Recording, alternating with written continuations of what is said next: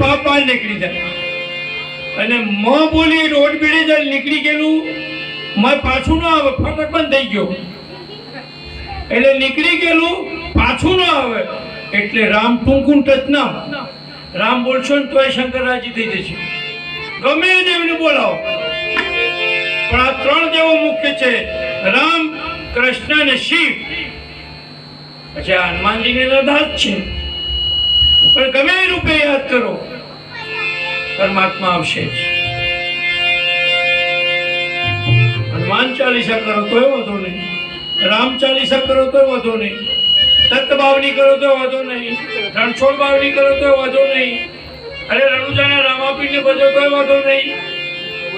હે એ બધા રૂપમાં છે પણ કઈક જે કશું નથી કરતો ને કોઈ દેવને માનવાનો, દર્શન બધા દેવને કરવાનો પણ માળા એક દેવની કરવાની. મંત્ર, માળા અને મૂર્તિ બદલવાની નહીં. આપણા ઘરમાં જૂની મૂર્તિ હોય તો યાદ રાખવાની, કોઈ વાંધો નહીં. મંત્ર બદલવાનું નહીં, માળા બદલ ભલે જૂની માળા થઈ ગઈ તો ચાલે.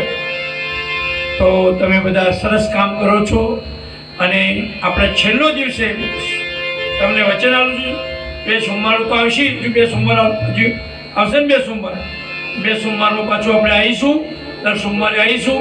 વિચાર તો આખા મહિનાનો હતો પણ નહીં, તમે કેવું ગમે છે તો સેમ્પલ થોડું આપીએ નમૂનો ચોખાનું, પછી એ પ્રમાણે ગુણ લાવીશું. અત્યારે તમને આ બધું કરાવીએ પછી આગળ કથા કંઈ આખી સંભળાવીશું, વ્યવસ્થિત રીતે પગારવાવાળા લાવીશું અને 2-3 કલાકની કથા હોય આખી કથા વ્યવસ્થિત થઈ જાય, 7 દાડામાં આખી કથા સમજાવી દેવાય. એટલે એવું પણ કરીશું.